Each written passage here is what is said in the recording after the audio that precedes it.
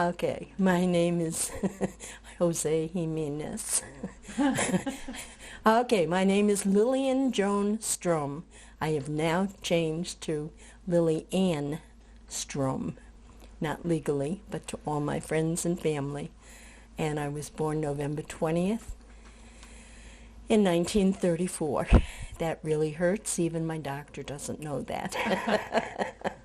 And where? I was born in Brooklyn, and I really don't have, I have almost pictures in my mind. I can't really say it's recollections, but it must be recollections of my grandmother's house, which was on DeKalb Avenue in Brooklyn, 121 DeKalb Avenue, over my grandfather's restaurant. And I have this picture in my mind of my grandmother holding me. It had a large window ledge out the second floor apartment, and holding me, sitting on that wide window ledge and watching for my mother and father to come from wherever they were, because my grandmother watched me while my parents worked. What age do you think you were then? I think I probably was 2 at that, that I can remember. I don't know whether I can really remember or whether I can remember stories that my mother, when I was 4, did not allow me to have a bottle, obviously. But my grandmother used to send me, I was old enough to go down to the corner to a drugstore. She would send me with a note and the money. By yourself? By myself. She would stay in that window upstairs. I mean, that was a long time ago. This was a safe time. And send me into the drugstore with a note, and the druggist would sell me a nipple, and my grandmother would put it on a bottle of beer. Not with beer, with milk in the bottle, but a beer bottle with the nipple on it, so that I could have my my bottle of milk when my mother wasn't around. And that I know is a fact, because my mother used to tell me that. And when we'd look out the window and see my mother coming, my grandmother would quick take the beer bottle, take the nipple off, hide the nipple, and so on. So, but I can, I don't remember a lot about my grandmother. She died when I was 6, but I would think, having spent so much time with her, that I would remember her. But I really don't. I just can picture someone sitting there and holding me in that window. Was that your mother's mother? That was my mother's mother, yeah. I never knew my father's parents. My father's father died when he was about 12. That was in Germany. And his mother, I mean, they were in Germany, so I never met them, never knew them at all. So you were born, do you know what, were you born in a hospital, or were you born? Yeah, I can't remember. It might possibly have been Brooklyn Hospital, where I trained later, but I'm not really positive. I just know it was in Brooklyn. Yeah. And did you live with your grandmother, or? No, my parents had their own apartment, but right around the corner on Ryerson Street, right across from the Pratt Institute. And my father worked in my grandfather's restaurant. I'm not sure where my mother worked, but they were both, in the food line. Right. My mother had gone to school to be a teacher, but didn't have the money to finish. And my father had apprenticed in Germany to be a baker. And when he came over here, he hadn't finished the apprenticeship, but he worked in whatever kind of restaurants, delicatessens, bakeries that he could get work in. So that's... What were their names, your parents? My father was Max Enders. He did not have... Maximilian. He did not have a middle name. And my mother was Helen Hughes. She did not have a middle name either. Oh, interesting. And she was born in Scranton, Pennsylvania, and lived there. She was one of 15 children, although 8 of them died at birth or right around birth. So there were 7 living children, and she was the next to youngest. There was Jonathan was the oldest boy, and then Richard, and then William, and Russell, and then my mother's sister Lillian, my mother, and then a brother Arthur. And Russell died when he was 19 of TB. That was back, I think, in the 20s, 1920. And the brothers and sisters were very, very close. But my mother had a very hard life. When she was 5, her father was, let me go back, my grandmother and my grandfather were Welshmen. They came from Wales. I don't know whether they were married before they came. I think they probably were. If not, they were married soon after getting here. Mm-hmm. And they settled in Scranton, Wilkes-Barre area. And my grandfather was a miner. And he died when my mother was 5. Mm. And her mother had a very hard time with all the children that she had left. She had a sister, whose name I don't know, who did not have children. And the sister and her husband, Mr. and Mrs. Butner, lived in Brooklyn, in this DeKalb Avenue apartment. Oh, I see. Yeah. And so when my mother's father died, Mrs. Butner, my grandmother's sister, asked my grandmother if she could take my mother to Brooklyn and kind of spoil her, raise her as their own. Just your mother? Just my mother. I don't know why the choice was my mother. And her mother said yes, because she felt she was doing a good thing for her daughter. And my mother felt very isolated.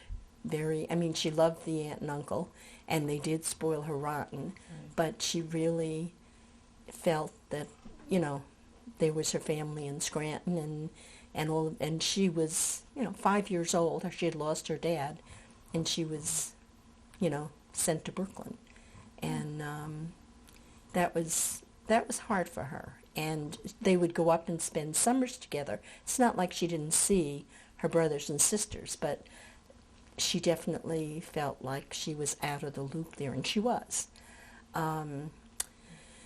Then she died.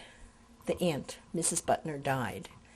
And her husband, Mr. Butner, got together with my grandmother.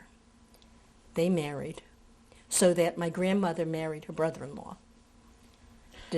Am I making that clear?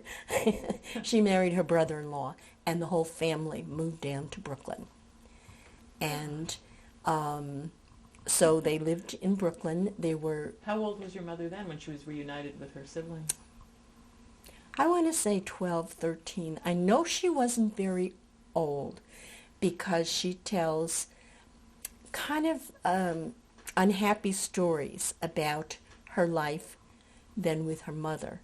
How my mother used to have to scrub the floors and do a lot of work. And she said that, for example, they would have to, and this maybe my grandmother might not have been hard on her. This might have been just kid talk, oh, my life was so hard. Although my mother was a woman when she was telling me these stories. But she'd say that she used to, for example, on a Saturday, she'd have to go in and scrub the bathroom floor. And they would keep newspapers on the floor so that once the floor was scrubbed, it would stay clean. And she said she used to be there on her hands and knees reading the newspapers instead of scrubbing the floor. And her mother, she'd be in there for hours, and her mother would really be upset with that. Or she said in the summer they had ears of corn, and instead of heating the water, because this was way back now, and we're talking about the 20s, 30s, yeah. Instead of heating the water to wash the dishes, my mother had taken the corn water. She figured this is hot water, and she washed the dishes in the corn water. And then my grandmother, of course, made her do all of this all over again. But she really sounded like my grandmother was kind of a tyrant with them. With all of them, with not with just with, your with mother. all of them. But I don't I'm hearing this from my mother, so I'm getting my mother's perspective on it. It's it was kind of nice for me as a kid, as little as I can remember. I can remember the two apartments above. This was a restaurant, and then up one floor was an apartment, and then the second apartment up above. And my uncle, Richard, and his family lived in that apartment. So there were always aunts and uncles around. That was kind of nice. I remember very little about the restaurant downstairs. Well, you were very young. Yeah, I was very young. And that's, I'm trying to think if there's anything. Wendy will probably kill me because I know that there's things that I'm forgetting. Don't worry about it. But, I just, in any event, that's, I remember in the summers, we always went up to Pennsylvania, to Scranton. The oldest sibling, Uncle Jonathan, stayed in Scranton when the rest of the family, there was quite a difference in age With that many children. between, he was the oldest and my mother was next to the youngest. And we would go up there. Sometimes my mother would go with us. Sometimes she would take us up there and then leave us there for a while. And I can remember Aunt Margaret, Uncle Jonathan's wife, being a real, like a farmer's, no nonsense, no anything. She used to get us dressed on Sunday to go to church, and she'd get us dressed early. And then she'd make us go sit outside. They had a front porch, sit on the front porch, but she would pull men's stockings up on our shoes so that our white shoes did not get a mark on them before we went to church. And I used to hate that as a kid because I sat in the front and people were going by. I'm sitting on the porch with these great big men's socks on top of my shoes, feeling like a real idiot. Now that stands out in my memory, just to show how much I hated that. But I remember they had a yard with hollyhocks in it, and they did have a little, like I can't think of the word I want, but a little dollhouse, playhouse that we used to go out in and make mud pies and so on, my sister and I. That I can remember. Did you stay, how long you in Brooklyn? We left Brooklyn. We lived when I was little. We lived on Ryerson Street, right around the corner from my grandmother, until I was about 5. And then we moved to Bedford Avenue, which is probably now Bedford Stuyvesant. And we lived in an apartment there. And we were, actually my sister Judy had just been born. I was 9. I had myself, my sister Carol, who's 4 years younger. Then I had a brother Ronnie, who was 6 years younger than me. And then Judy was a newborn. And my parents, we lived there for 4 or 5 years. And I remember there was always an issue because the landlord would not let us play in the backyard. And that was, even in those days, Bedford Avenue was a very wide, busy street. And my mother was always afraid. We didn't really have any place to play. So we lived in this first floor apartment, and there were the 4 of us. And at that point, when I was 9, my parents had bought a house in Rosedale, which is in Queens, but it's right next to the Nassau border. And it was at that point that my brother was killed. He was 3 years old. He turned 3 on July 3rd of 1944, and he was killed on the 28th of July. We were supposed to move to Rosedale on August 1st, and I went across a street, not Bedford Avenue, but a side street, and he ran after me, and I can remember yelling, don't come, and a truck came around the corner, and Sheffield laundry truck, and hit him, and he wasn't killed instantly, but he died about 2 hours later in the hospital. And I can remember his coffin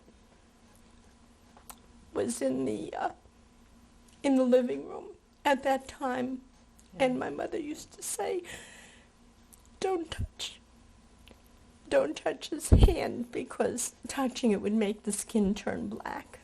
But I can remember the two big black bouquets that they had outside the door. That was the thing that you did in those days. Everybody had a funeral in their home.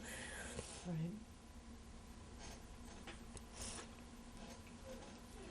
Would you That like was- us to stop? No. Do you need a tissue? No, I don't know why that makes me cry now.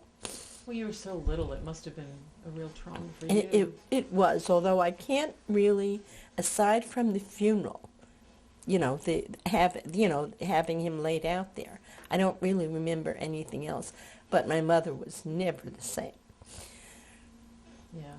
40 years later, my mother still had her bottom dresser drawer full of his clothes. 40 years later. Yeah. I mean, they were rotted then, but they were there. Was he the baby? Was he the youngest? No, but No. he was the only boy. Oh.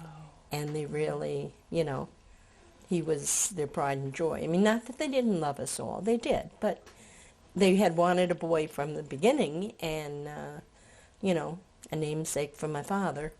And anyway, but that was, but I remember, obviously we didn't move to Rosedale then for another month. Everything was put off. But when we went to Rosedale, how hard it was for my mother, because here we had our own backyard and a beautiful quiet street, and the boy that she loved was no longer there.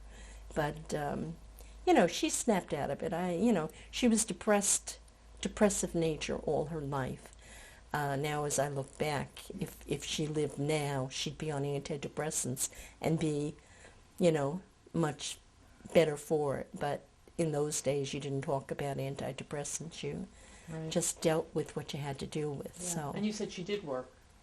yeah, she did. Financially, my parents always had a hard time. My father always worked 2 or 3 jobs until I was probably 18 or 20, and then he got a job at Pan American.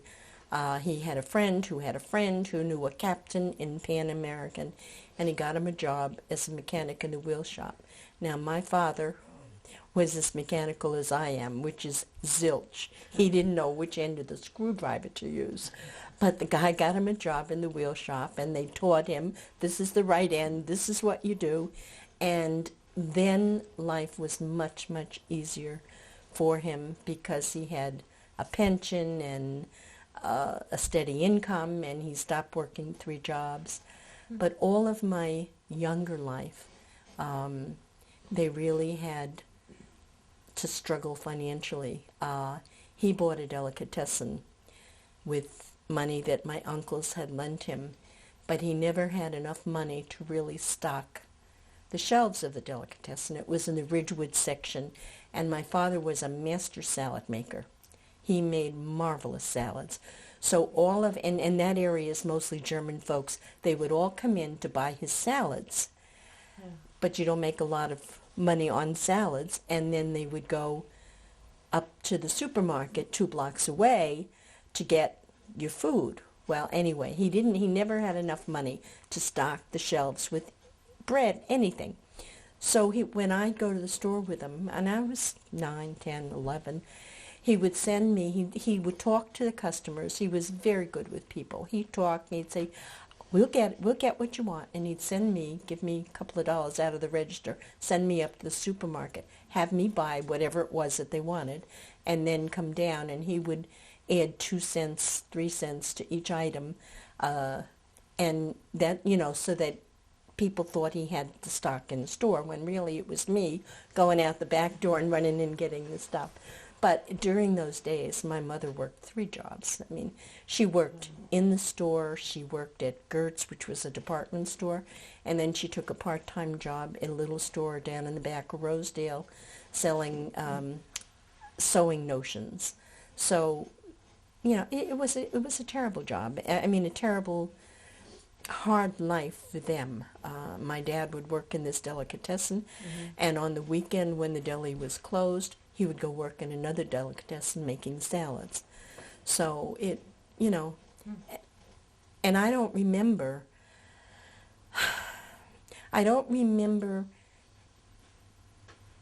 at that time feeling like it was a very hard life.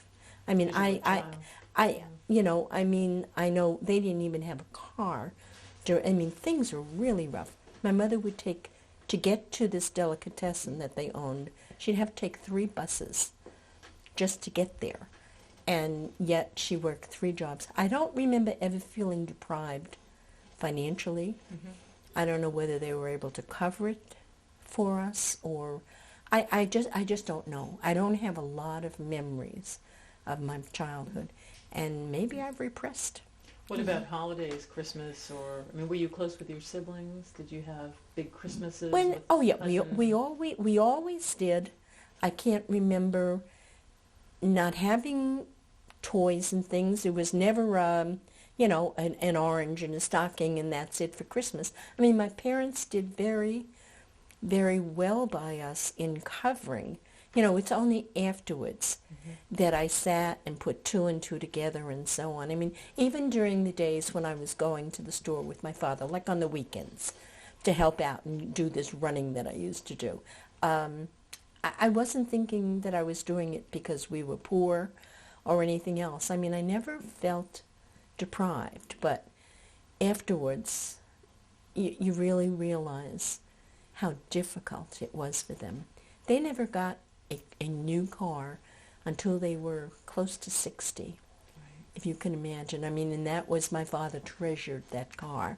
He was out there cleaning it all the time.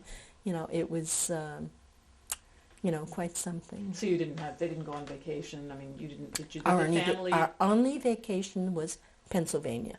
And coming back to Pennsylvania, when you said I had to tell you about the Sheeny Man, when we would go to Pennsylvania, they used to have an old tinker who, on a wagon, a guy who sold pots and pans and bought and sold rags and so on.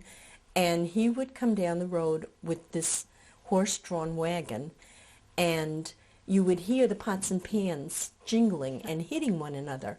And my mother always used to say, the Sheeny's going to get you. He takes bad kids. And if you're not good, listen, because he's going to come and get you. And we used to sit there transfixed when we'd hear the Sheeny coming. We'd run in the house like little buggers into the basement. I mean, it was really scary. That would be called child abuse today, I think. But that was when he said I had to tell you that story, because that I remember very vividly. That's the wonderful. Sheeny. Yeah. And my mother also used to, when we still lived in Brooklyn, she had a friend, a dear friend. We always called her Aunt Martha. And she had a little boy, Jimmy, who was about my age. And I can remember them. They used to walk us wherever it was, someplace in Brooklyn. There was a great big building, and I don't know if it was an orphanage or not. But when we would go past that gate, my mother always used to say, today is Wednesday, and the orphanage takes bad children in on Wednesday. And she'd be pushing me in my stroller, and Jimmy was in his stroller. And I can remember that. Every time we went past that building, we'd get told, today's Wednesday. Didn't matter if it was Saturday or Monday. Today's Wednesday, and the sign is out. Look, they're taking bad children. And we were angels for that day, I'll tell you. Again, child abuse. I had a very rough time. But So most of your childhood that you recall was in Ridgewood. No, I lived in Rosedale. The store Rosedale. was in Ridgewood. Yeah. Yeah, from the time I was 9 until I got married, I lived in Rosedale. And you went to school. We used to local. walk to school. It's amazing now when you go back to see Rosedale. It's totally built up. But when we lived there and walked to school, there were lots of lots around, and we used to come home at lunchtime. It was about 7 or 8 blocks. I don't know. I don't remember how much lunchtime we got, but we came home, walked home for lunch, had lunch, and then back. And here again, I know during those years my mother worked, but I don't really remember being a latchkey kid, but obviously we were. What school did you go to? PS 138. I don't remember the one I went to in Brooklyn, but in Rosedale it was PS 138. And those were happy years. I don't remember, anything special about them. But we used to walk to school. And you were close with your sisters? Not when we were kids. We used to fight like crazy. We really fought like crazy. Just like I can tell you about Wendy and Diane fighting, that's the way. We were 4 years apart. And I always felt that was too much an age difference. It was enough so that you really weren't too close. That's why when I had my girls, I really struggled to have them 2.5 years apart. But that's another story. No, and I was lucky enough to have my own bedroom, and the two younger girls shared a bedroom. But we did a good bit of fighting, and my mother had her rules for conduct. If we sang at the table, she would make us, during a meal, she'd make us stand on the chair and sing and sing and sing. And the tears would be running down our faces because we were mortified, but she'd make us sing. Or if we bounced a ball in the house, she would make us go down in the basement and bounce a ball and not stop it. And we would be down there, and I don't know how long, but it seemed like hours. Mom, can't I stop bouncing this ball? No, I told you not to bounce in the house. Now bounce down there and bounce and bounce and bounce. It was really crazy. Was she the stricter of your two parents? Your mother was the...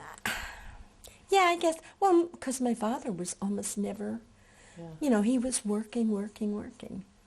But it's funny, the one thing I do remember about my father, and as bad as our financial situation was, he always, I don't know whether he liked to horseback ride.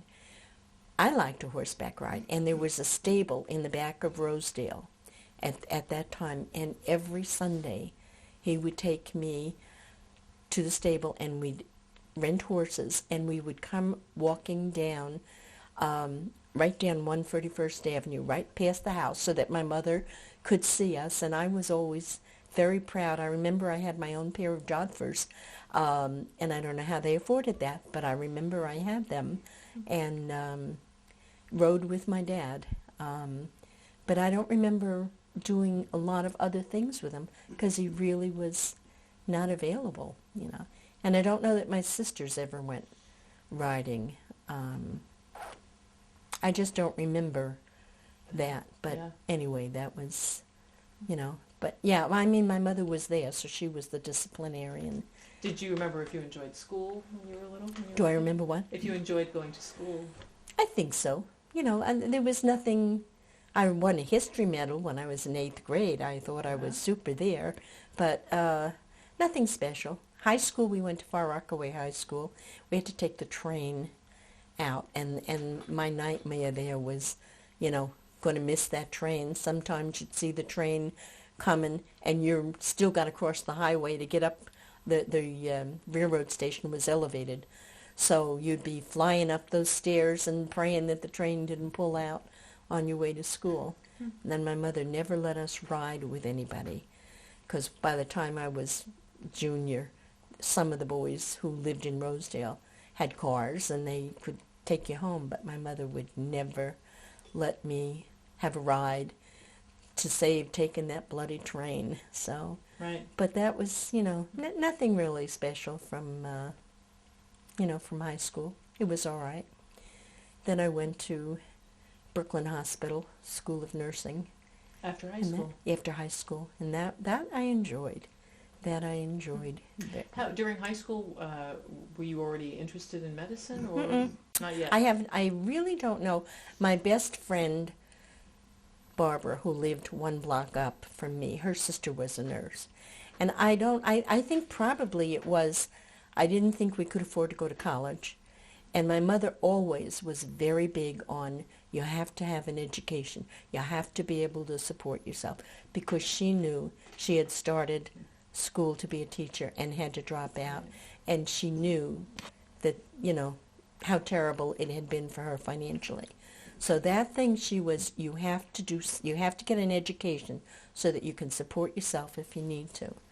So nursing school was 3 years at that time, and so that's the way I went. But I always was very proud of being a nurse and loved being a nurse, and I really enjoyed the training, the experiences during training, and so on.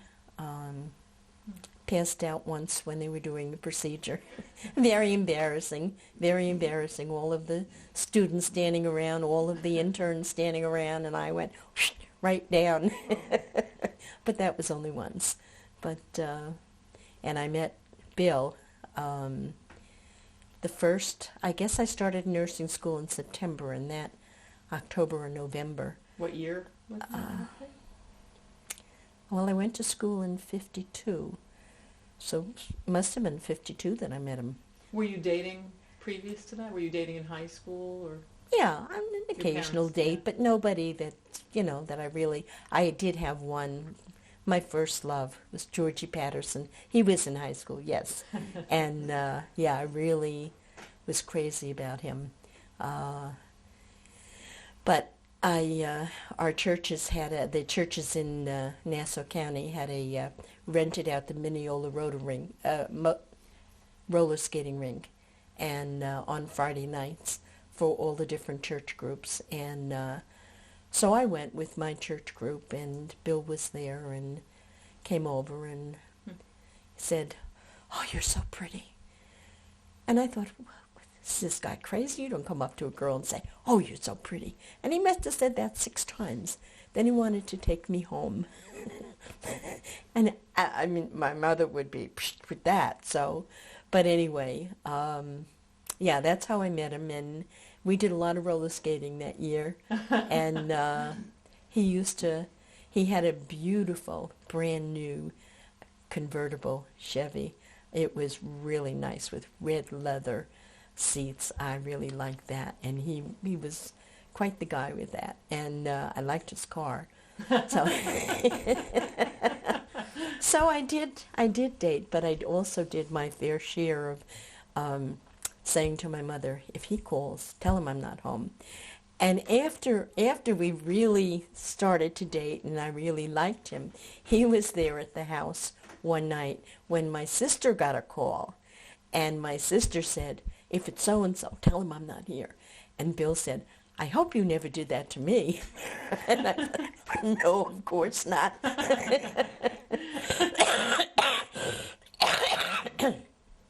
Was religion a big part of your childhood? Yeah. We always attended the Presbyterian Church. I mean, that was just the way we were brought up. As a family? Or, yep. Mm-hmm. Yeah. And I really enjoyed that, and we've held, I've been grateful that we were raised with a faith. So what else can I tell you, Risa? So you met Bill at the rink? At the roller skating rink, right. And you dated for a while? We dated. He was, at that time, he was going to Hofstra College, but he was working as an electronic technician. And after we met, about a year after we met, he decided to go back to school and get a degree in electrical engineering. So he went up to RPI, and I thought I would die by then I was quite smitten, and to have him, 120 miles away was terrible. So he would come down very frequently, and I went up sometimes. My mother really bent her rules and let me go up to... Were you engaged yet? Or? We got engaged, I was 19. I don't even remember which year it was.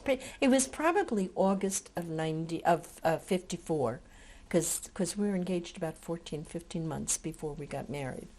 I graduated from school September of 55, and we got married because we just couldn't wait. I mean, it would have made so much sense to wait. He graduated that next June. It would have made sense to wait until he graduated and then start our lives. But I wanted to be with Bill. So we got married in December during his Christmas vacation from college, and Did he propose to you, or do you remember how you became engaged? I don't know. I don't. It was nothing special. He didn't get down on his knee. I don't know. Maybe he just flipped the ring at me. I don't know.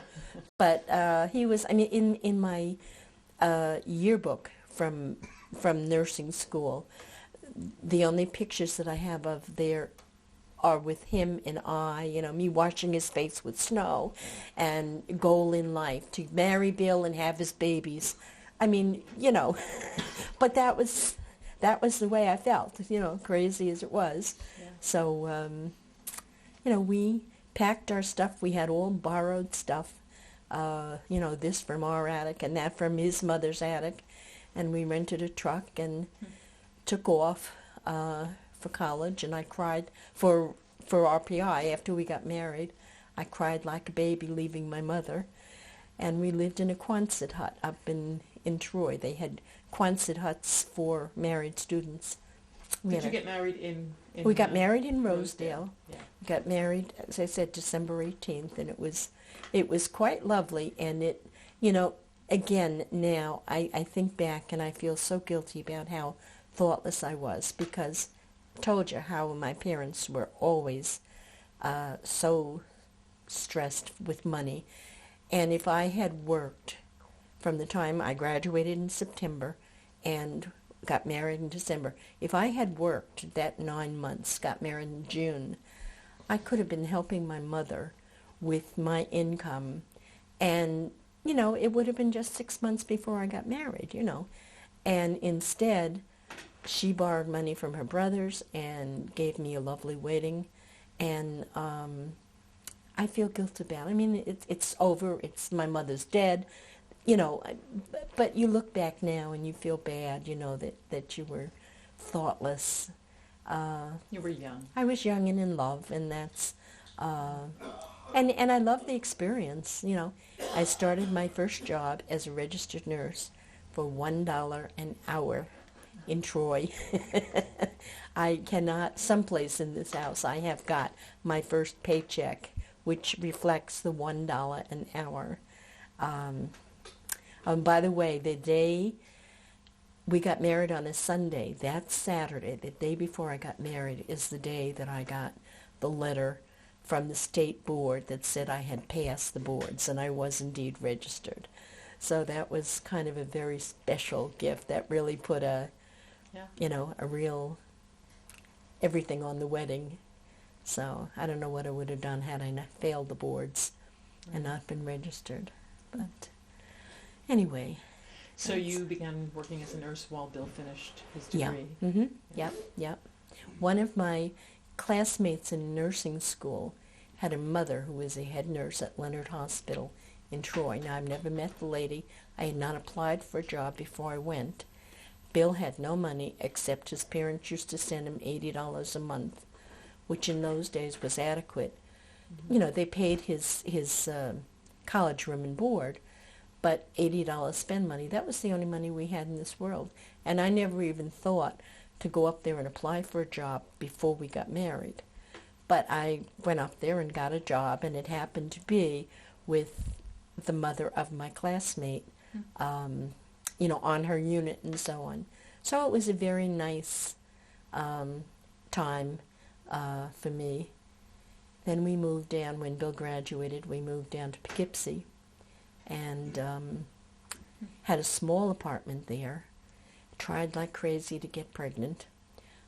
Didn't want to get pregnant for the first 6 months because my mother always said, if anyone got pregnant before they were playing house before they got married, so I had to make sure I was married 6 months before I got pregnant.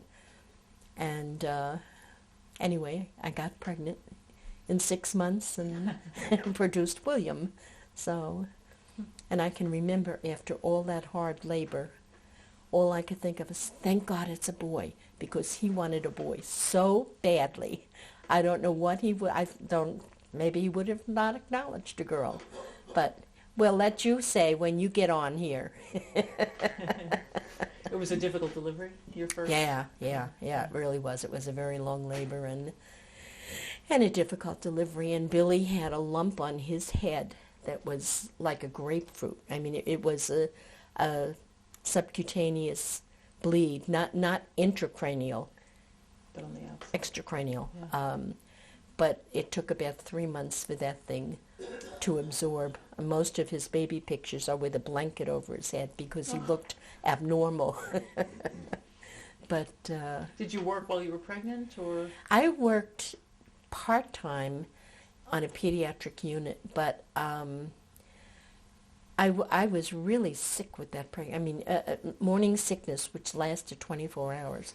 I never had a pregnancy afterwards that was that miserable. So, I would call in sick more often than I would go to work. So. How was your first nursing job? Did you immediately enjoy it? Was it something? Yeah, you mean up in Troy? Yeah. Yeah, I did. I really did. I learned a lot of skills, that I hadn't. I mean, when you're in nursing school, although in those days in nursing school, you ran, after your first year, you ran the unit. It's not like it is today where you go in with a supervisor and she's there with you and you work 2 hours in the hospital and that's your experience. I mean, we worked evenings and nights and we really staffed the hospital in those days. So the training was really very different and very, just a very good training. But yeah, I did enjoy the work in Troy, and I loved pediatrics that, when I was well enough to go to work, I loved working in pediatrics. But after I had my children, I could not work in pediatrics. When I had, I think I might have gone back just a few evenings a week, like 7 to 11, just to keep my hand in. And I would find that when the mothers would leave the kids, because in those days they didn't allow parents to stay with the kids, so 8 o'clock visiting hours were over, the parents had to go. And I would be there on duty, and the parents would leave, and the parents would be crying, and the kids would be crying, and I'd be crying because I couldn't stay. All I could picture was I couldn't leave my Billy if that was me, So I never, I didn't stay in pediatrics, and I never worked in pediatrics again because I just couldn't take that. Yeah. So. And you enjoyed motherhood. Oh yeah. Although Bill will tell you there were times when he would come home from work, because Billy was 7 when Timmy was born, so I had 4 of them from 7 down. He would come home and I'd say, "They're yours. I'm going out for an hour." But yeah, I think the kids, I think they had a good childhood. When they became teenagers, it was difficult, and Bill and I had a lot of problems during those years because we have different ways of looking at things as far as raising teenagers, and but their younger days were really great. We did a lot of camping.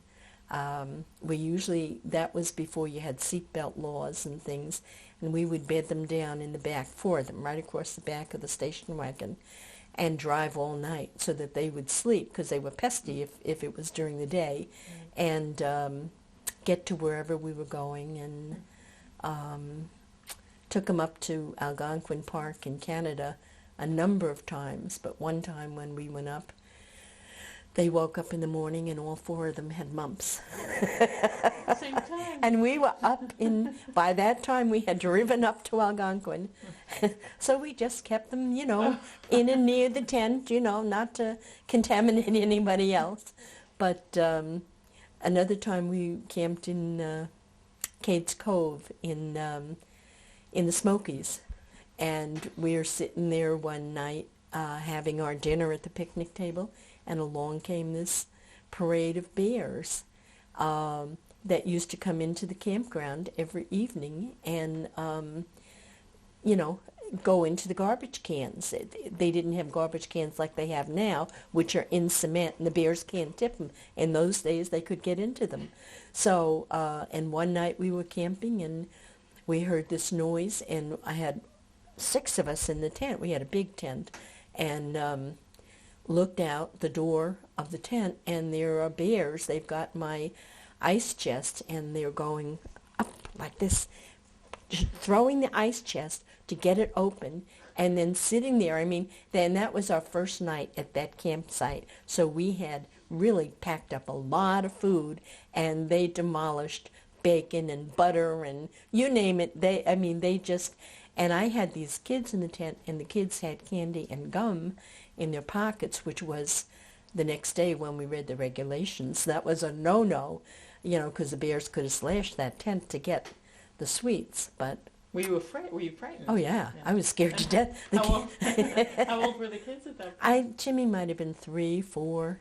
And, The older kids must remember. Well, afterwards they thought it was great, but I mean then, and I didn't know whether to keep us in the tent or to try and make a dash for the car, to get them in the car. These were little black bears, not great big ones. But so we wound up staying in the tent. I don't think we slept the rest of the night.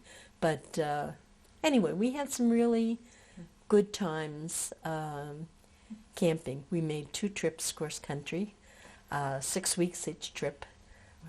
We had a 12-passenger van, and then we pulled a trailer, and we had, we used to keep a map of the states on the roof of the van, inside, so that as we went, the kids would get a geography lesson, and I think that's why the girls especially really have the travel love now. Well, after Billy came Diane.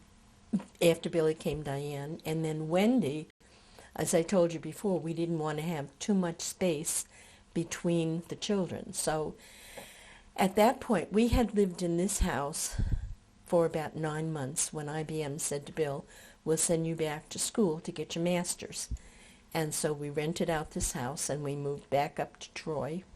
And I knew I wanted to have a baby when Diane was 2.5 years old. Now, it would have made sense to wait until we, time it so I was pregnant, but I had the baby back here. But no, 2.5 years. And we were lucky that I usually got pregnant right away, so it was not a problem to plan this pregnancy. So we had to lug all of this, the cribs, the bassinets, the diapers, all of this junk up to Troy to this little apartment so that I would have Wendy 2.5 years after her sister. But anyway, that's what we did. And then how much time between Wendy and... there's actually about 3 years between them, but I figured Timothy had to be a boy, and that was okay if there was a little distance. So, when did you actually move to Yorktown? We moved down here in November of '59. Bill had transferred from working in Poughkeepsie with IBM down to Yorktown, and we came down here, and he pulled up across from this house, across the street, and looked at it. And I said, no, I'm not even going to look at it because it looks so nice. I mean, we lived in a very old house in Poughkeepsie. I said, I'm not even going to, I don't want to break my heart because I know we can't afford it. Well, anyway, make a long story short, yeah, we could afford it. And we did. And it's been the love of my life. When we moved in here, 3 or 4 days after we were here, Diane disappeared. Diane was 18 months old. Could not find her, to save my soul. And I was hysterical. And went downstairs and looked. We had a little sandbox with a little umbrella over it. And we had put it, because it was November, we had put it inside the basement door when we moved in. And there she was sitting very placidly. There was no sand in the sandbox, but she's sitting in that sandbox. I don't know how she had gotten herself downstairs, because most of her time, Diane didn't walk till she was 17 months old, because she spent her time sitting in a chair like this. Billy was such an Indian, and he was so rough, and he would race around the house like crazy. And so Diane, every time she'd get up, he'd come racing around and knock her over. So she spent most of her time sitting behind that chair out of her brother's way. So anyway, how she got downstairs and into that sandbox at 18 months, I don't know. But I could have killed her after I hugged her, that I was so glad to see her. But were your kids very different in personality from a very young age? Was each one a unique?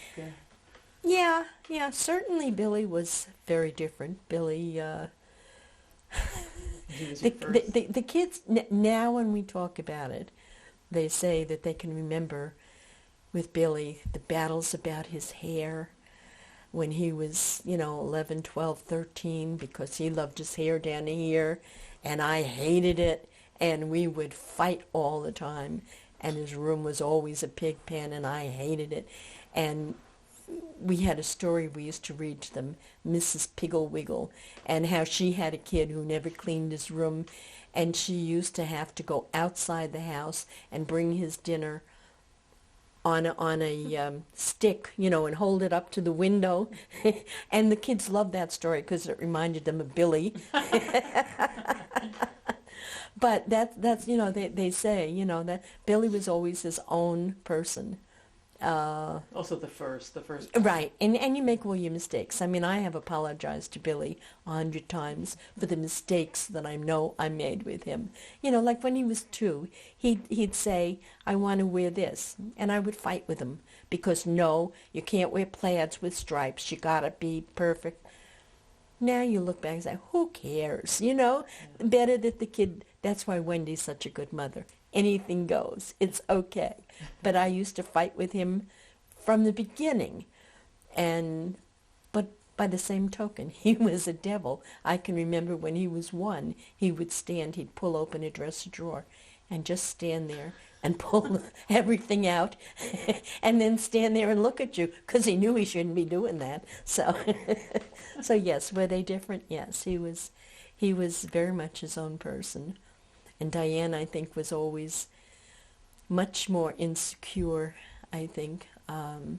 She says she remembers a happy childhood, but I can remember, like, when she was 7 or 8, must have been 7, second grade, her teacher called and said that she was having such a hard time with Diane because Diane was petrified of not getting on the right bus to come home.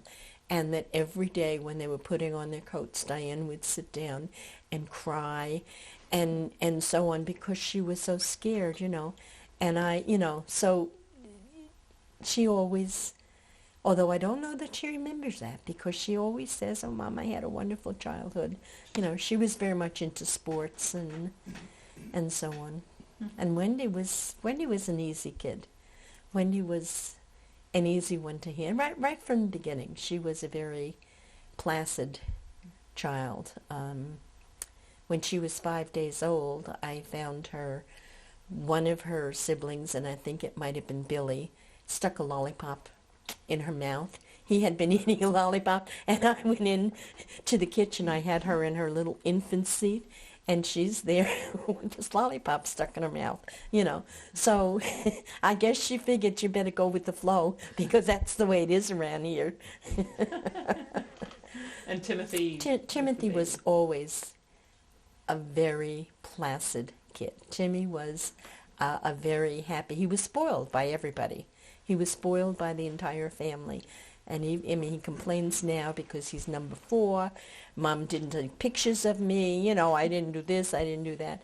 But he was still always just loved by not only his own siblings, but he was the youngest one in the neighborhood. At that time we had, this neighborhood, every house had 3 or 4 kids. And they all were the same age, and they all played together. And most of them played here because we had Tree Town. And I know Wendy wanted me to tell you about Tree Town.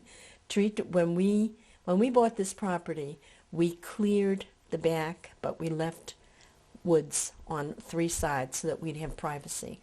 And in the woods on the left-hand side, the kids decided to build Tree Town. I don't know how they came up with the idea, but they did. And they would have fairs to raise money to buy wood to build their houses in Tree Town. And their fairs meant that a group of kids would get together and put on skits. They'd invite neighborhood kids to come. Well, it's very hard to get neighborhood kids to come because everyone belonged to Tree Town. But they would have this audience of kids, and they'd charge them 2 cents or 3 cents. And Mom would have to buy hot dogs and rolls and soda, which they charged 2 cents or 3 cents for. I was out lots of dollars for these fairs. But they would also, they learned to borrow wood, wherever. I mean, there was some building going on around, and they'd go and ask the workmen, have you got any scraps? And they drag home the scraps. This is your kids and neighbors? Everybody on Parker Lane, every house on Parker Lane had kids, and it was all those kids. And amazing. So they built this series of shacks is what they were, but each kid had their own house, and they would paint them, and they would plant flowers. Diane had plastic flowers next to her house, and on the one house they put a second floor, and they painted on it King Tim's pad. And they put a little kid's rocking chair in there, and that was Timmy's part on his house. But the place was shantytown, but it was marvelous, because if you went back there in those woods, they had taken pieces of slate that they had found around the neighborhood and made paths between the houses. I mean, it occupied them all day, every day, that the sun was shining. This is when they were about school age? They were school age. I would say Billy might have been 10 or 11. I mean, just Little. every kid. The kid who lived next door was Kathy, but she was like the general. She was about 18 months older than Billy, and she was very bossy, and they all took orders from Kathy. And Kathy kind of organized the building of Tree Town and so on. But it was quite, I mean, you just knew where your kids were, and you knew they were happy, but they were not getting hurt or anything else. They were all in Tree Town. Those were the days before video games. That's right. That's right. It was a wonderful time.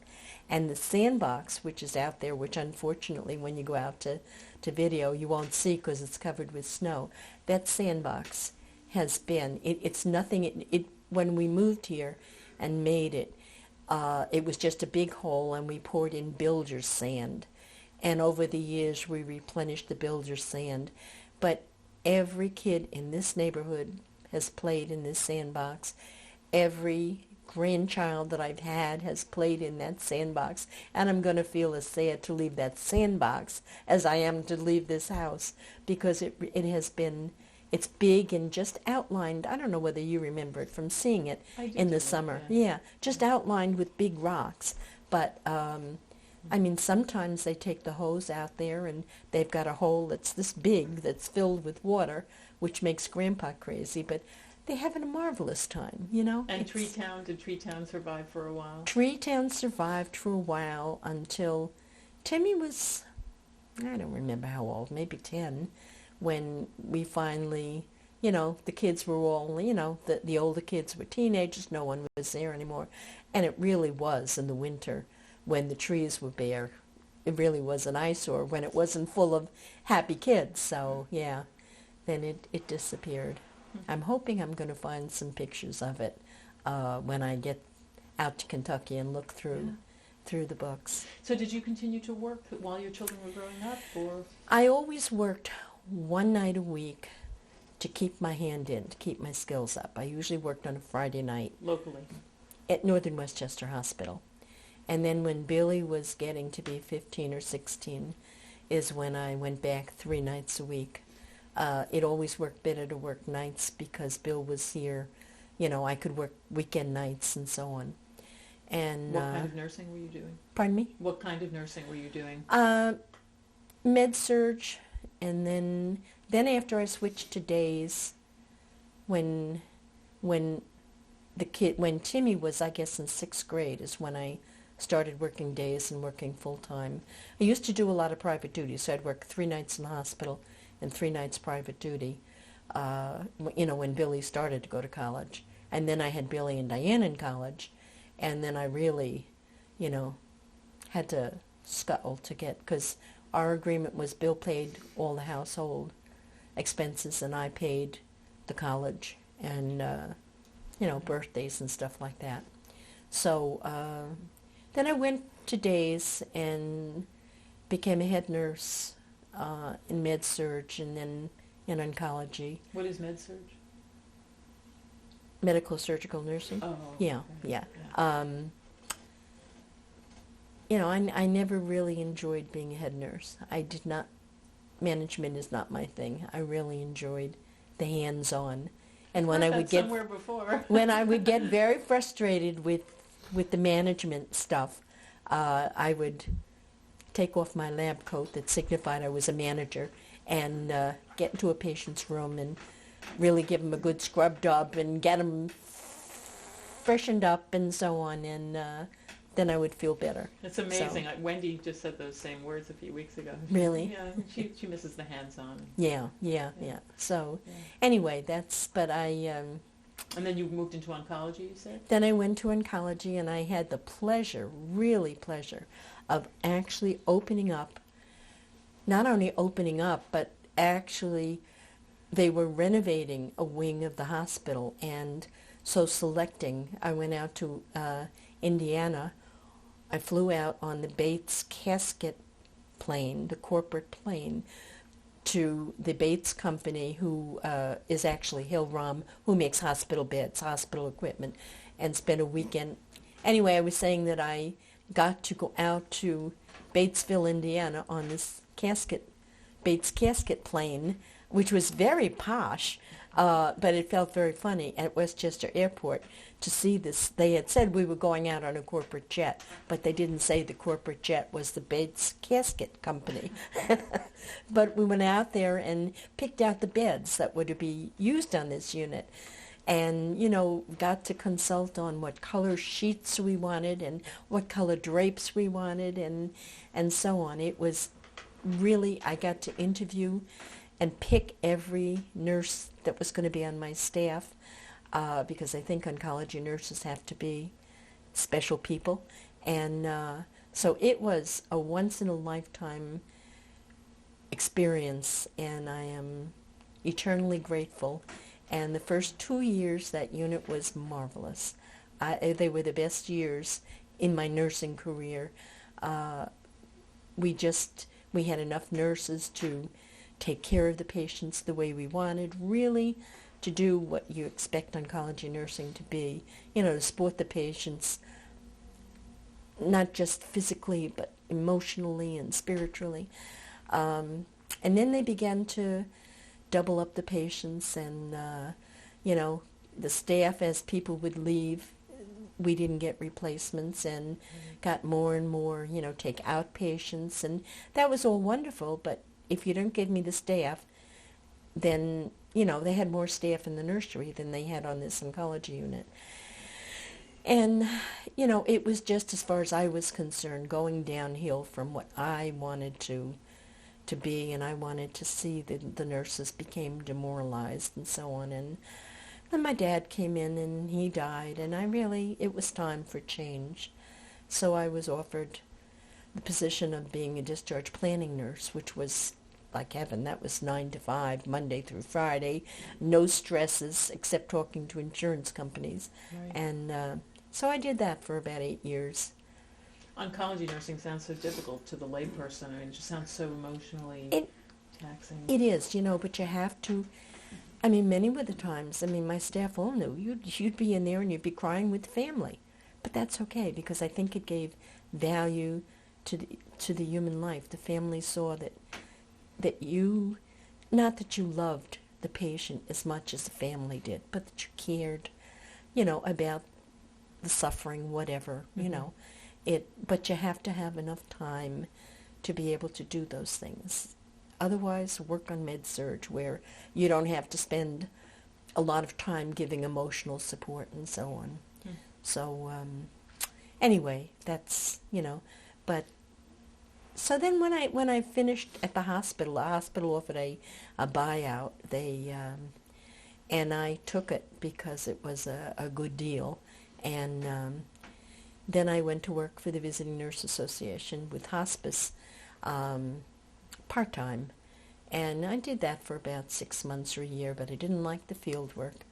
And I didn't like, when you were doing part-time, you didn't get your own caseload. So you didn't get to, every day that you'd go in, it would be a different set of patients. You didn't get to establish a relationship with them. And I just didn't enjoy that. So after about 6 months, I decided it was time to retire. And I have enjoyed every minute of retirement. Well, you have a big family now, grandchildren. All of your children have families now, and they're all... Billy has 5 boys, and Diane has 2 adopted. No, I'm sorry, 2 stepsons. And Diane got married on her 40th birthday, and I never thought it would happen because for years she couldn't say the M word or the husband word. And Did Billy marry young?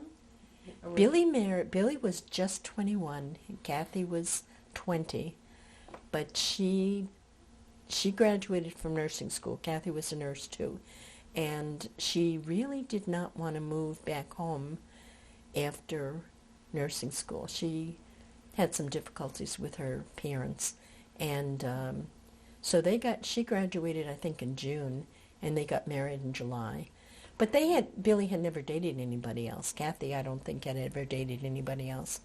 So yeah, they were married young, and so I was a grandmother when I was, I don't know, you'd have to figure out. Jesse was born in 1978, so I was in my early 40s. 44? Yeah. So anyway, and I've always counted myself fortunate, blessed, to have had those kids when I was young, young that I could really do things with them. Right. But anyway, so Diane has 2 stepsons.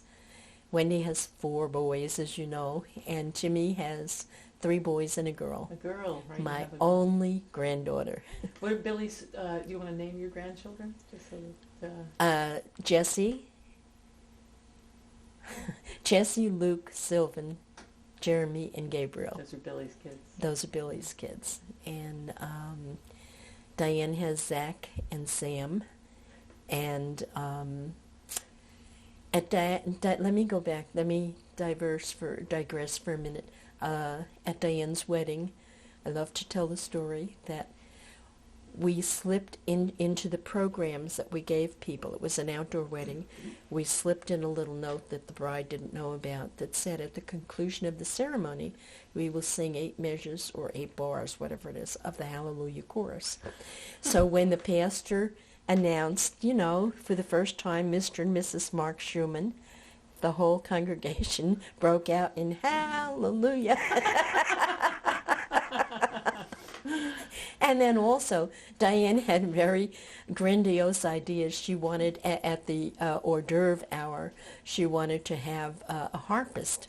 And as we did this wedding, and she was at the time in Colorado, I'm here, and the wedding is in Vermont. So you can imagine the nightmare planning that. But as we planned and so on, and when she decided that she would have a horse-drawn carriage to take her and Mark away from the ceremony, we decided we couldn't afford the harpist. So she had asked her brother Billy, who has a lot of sound equipment and so on, if he would tape some, classical music to be played. This was at an old mansion, and the hors d'oeuvres were being served on the porches of the mansion, and very elegant, very lovely. So he did tape classics to play, but interspersed with some of the regular classics, we interspersed some yodeling the classics. So you'd hear this very lovely classical music, and then you'd hear this person yodeling a classic. Of course, you suspected me all along of doing that. And how could you think that, you know? But anyway, that's Diane. We got her married off, and thank God. And Timothy, as I said, Timothy had the 3 boys and the girl.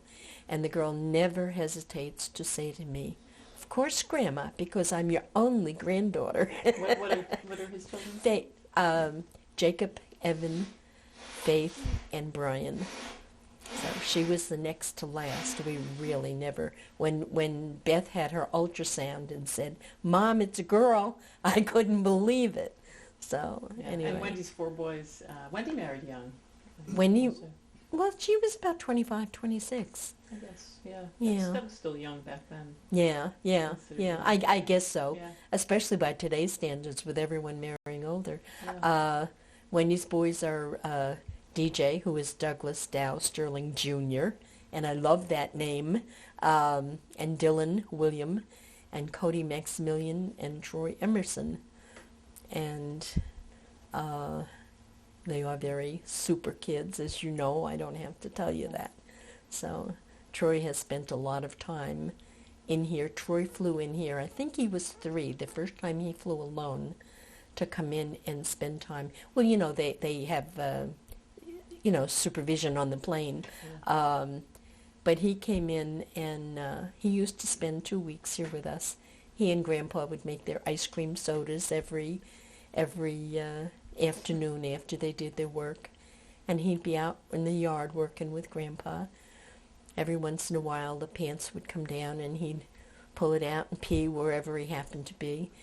And when you go out in the kitchen, look at that picture on the wall, the outdoor picture, there's a little figure there of a little hiney sticking out because a little boy is peeing.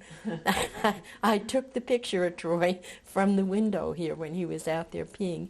And when George, my brother-in-law, put that picture up, that thing up, and I saw this picture, and I said, I got to put that right in by the fence.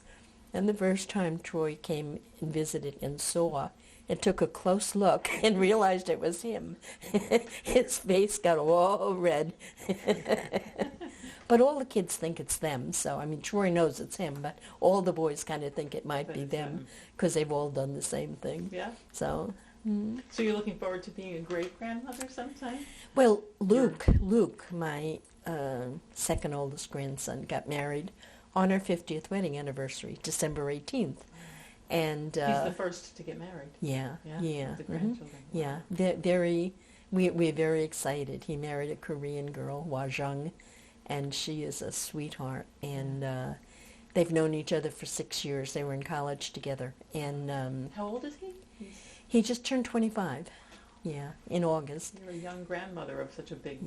Yeah, and she wants to have 6 children. And being that he's a Strom, and I know how easily the Stroms get their partners pregnant, I expect they're on their honeymoon now, and I expect word at any time. As a matter of fact, we just threw out the crib for the first time in many years, but the crib was broken. And as I'm throwing it out, I'm thinking I ought not to do this. Well, I'll buy another one. That's all I can say. Yeah. So, yeah. Mm-hmm. Wow. Yeah. Mm-hmm. So is there anything we've left out that you think is notable for your life or raising your kids, or is there anything that we haven't covered that you want to add? I can't think, Risa. I mean, it seems to me I've talked a very long time. No, And I not at all. really... Did Wendy send you anything to... Oh, I'm well, going to pause for a second. Okay. Anybody at 3, anytime. What we usually end with typically is to ask you what, if any, words of wisdom or advice you would pass on to the generations that follow you, just things you've learned from your own living. You don't have to think of anything profound to say, just stuff you've learned through the years that you think you'd want to pass along, if anything. Just stay close to one another. I think family is, the most important. I'm hoping that this... no, that's all I'm going to say. Okay? Just stay close to one another. That's... yeah. And keep your faith. definitely keep your faith. Remember what your mother taught you many, many years ago, what your parents taught you. And we still believe it, and you should believe it too. Do you want it, what is that? Do they all know? They know. They know. They know. Yeah. Mhm.